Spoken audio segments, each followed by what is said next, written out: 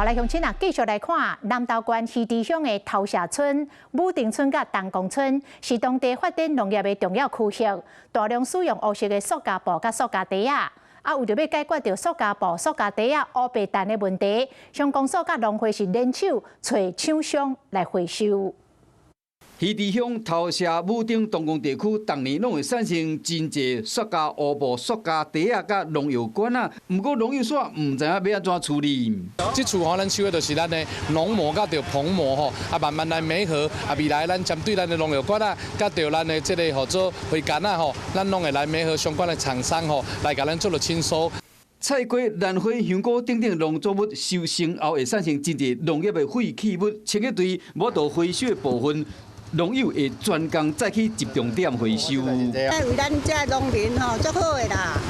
哎，係啊，無農坑無路咩？